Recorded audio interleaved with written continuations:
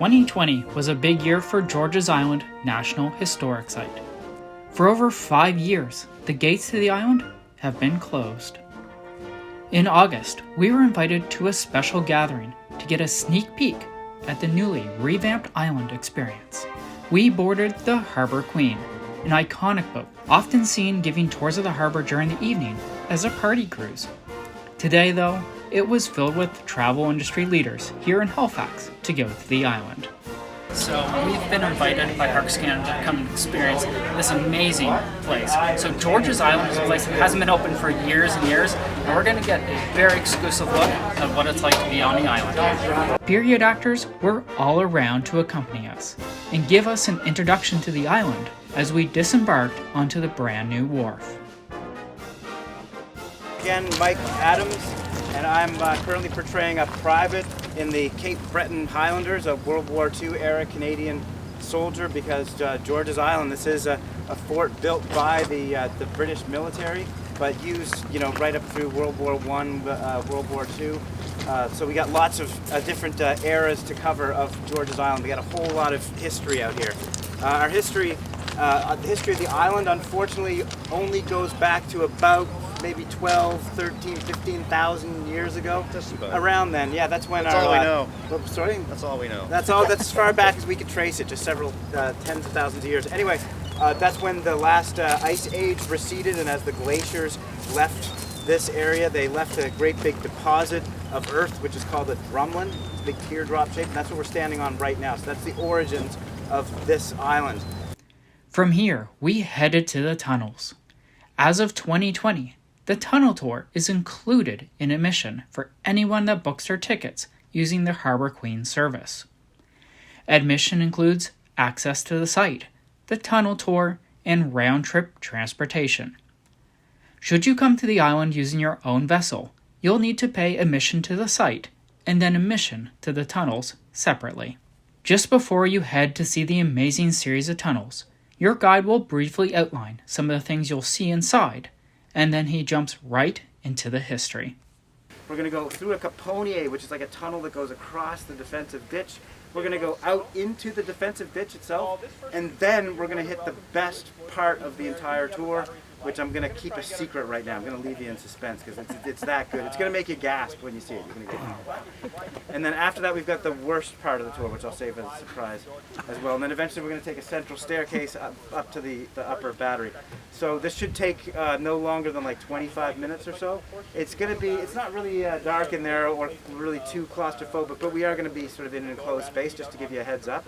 There's some echoey areas, that's hard to say, echoey areas, where I won't be doing a whole lot of speaking just because it's kind of a little bit difficult to hear. I'm going to ask everyone to try to stay together as a group as closely as they can, because it's kind of like a maze in there. Don't want anyone to get lost or anything like that. So to keep the guns ready, you have to have ammunition stored down here. It has to be kept dry, and it has to be kept away from any enemy explosives. So it's relatively dry here. This isn't too bad. There's ventilation shafts and whatnot. And we're also underground, so we're protecting the powder. So imagine, if you will, 100-pound barrels, wooden barrels, stacked up to the ceiling, filled with gunpowder, up to 250,000 pounds. You had to really make sure there was no sparks or flames of any kind coming in contact with your powder. You couldn't even have a light in here. So you're going to see, we're going to pass by it, but down at the end of that tunnel you'll see a window that is called a lamp gallery, or a lantern gallery. You put a lamp inside that gallery, and then you close a window in the front of the door with glass on it, and so that the light can shine in this room and you have no chance of getting any spark. So any enemy would have to send their soldiers running up the sides of George's Island, climbing down that outer wall that you see, that you're looking at right, you see that right there? And they'd have to run across the grass that you see there, and they'd have to climb up that inner wall. Well, while they were doing that, they might do it with hooks or ropes or ladders or whatnot. They were being shot at from inside this room here, which is called a caponier or a caponier, depending how you want to pronounce it. So you can see here, these windows are actually called loopholes, and they're designed specifically to have muskets and rifles shooting at them. And you may say to yourself, oh, well, if I was an enemy soldier, I'd just run around that corner out there. Guess what's around that corner? more caponniers around that corner. We got 5 of them. They're all over the fort. This is one of the many reasons that Fort Charlotte was never ever attacked. This would be like a suicide mission, sending enemy soldiers down to the defensive ditch. If George's Island, if you can imagine it as a gigantic like ice cream sundae, the cherry on top, the very best part of George's Island, is what's sitting right behind door number 1, right behind us. This is, I promised you, I was going to save it as a surprise, the very best part of the tour. This is the one where you're probably going to go and you're probably going to gasp, or you're going to say, oh my goodness, oh, what am I looking at in here? So I'm just going to say, well, hope that they left this open for me.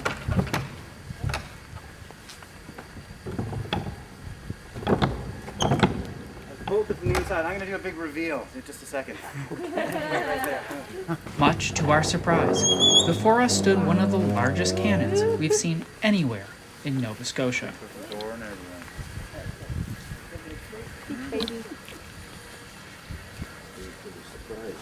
So 10 inches wide, that little bit means that the gun is a whole lot bigger than the ones that we saw upstairs. This is, like I described before, one of those rifle muzzle-loading guns.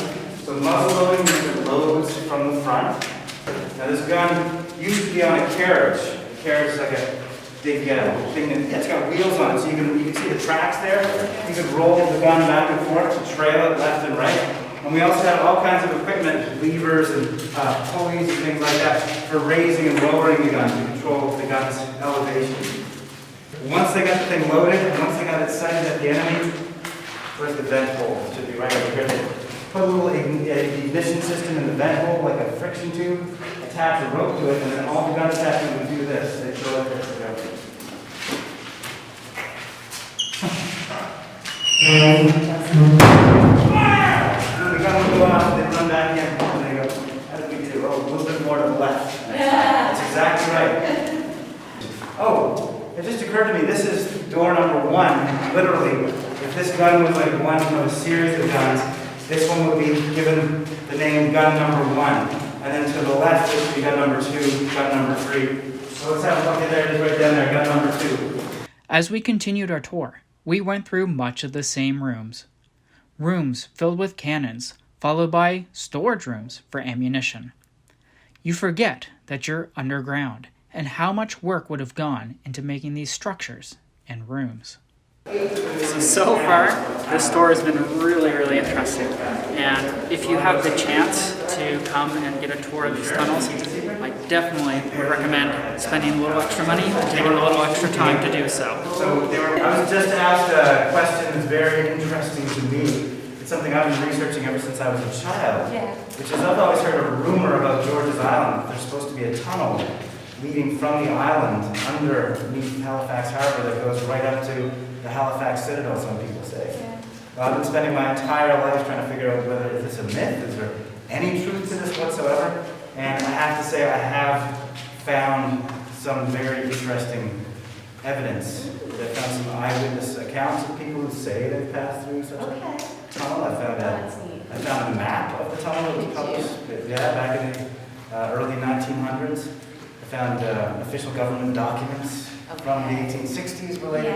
Interesting, but I've compiled all my research and I'm actually currently writing a book. I'm trying to. Okay. So you have to wait until the book. I'll have to wait and watch for the book. Yeah, all right. It's called The Tunnel to George's Island by Mike Adams, probably. By Mike Adams, okay. So if I've been counting correctly, this should be RML number 4.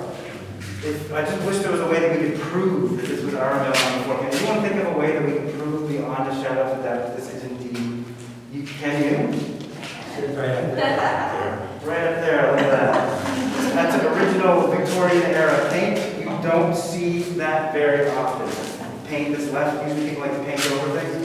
And that says, look at that, I was right, 10-inch RML, rifle muzzle loading gun, and it's number IV, which means number 6. This is number 4, we got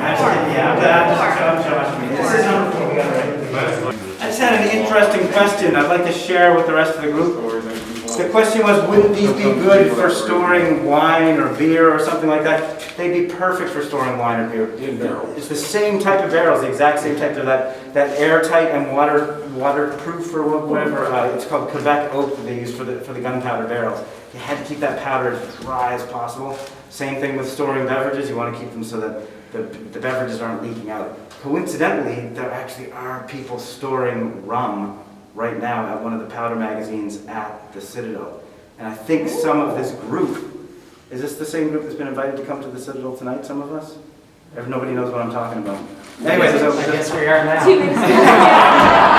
not at liberty to invite everyone to come. But What time does it start? you can schedule rum tastings apparently, and we can host tours at night and things like that. And it's called the Compass Distillery is the name of the Compass, or sorry, the name of the distillery. They said, let's see what happens if we store some rum. Lewisburg. Are they doing already? Yeah. Despite us not being invited to the rum tasting, we were pleased to just be on the tour. The last part of the tour took us back up to the surface. Now in the upper battery, so we can have a look, and it makes a lot more sense to us right now. You imagine great big RML, oh, we don't have to imagine, they're still mounted there. Look, there's a couple of RML guns over there. You imagine those RML guns mounted up here, sitting there waiting for the enemy to arrive. Where's their ammunition going to come from? Where it's coming from is that central magazine. Look at that, see the big mound? Now we know why the mound is there. That was the magazine room that we were in. And look at this, we can see there's one here that's been modernized with cement where the red door is right there. And those red brick sloping structures, those are the elevator shafts. That's where the ammunition was coming up. So that's how the whole thing was functioning. And someone asked how many kilometers of tunnels are there down there? That there's a lot. It really is a huge maze down there. I don't know if anyone's actually measured it yet. Remember I said that was the best part of George's Island and we were going to do the worst part? This is the worst part of your tour. Unfortunately, this is the end of the tour. This is where we part company. I'm still going to be mingling with you if you have any further questions. We're going to walk down this side of the upper battery, and you'll notice once we get down, once you get more oriented, that little tunnel down there leads to a symmetrical other side, almost exactly like this side over here. With that, we headed back to our waiting boat. We were so pleased with our time here on George's Island that we ended up going back and exploring more of the island as a whole, the topic of which will be coming out in our next video.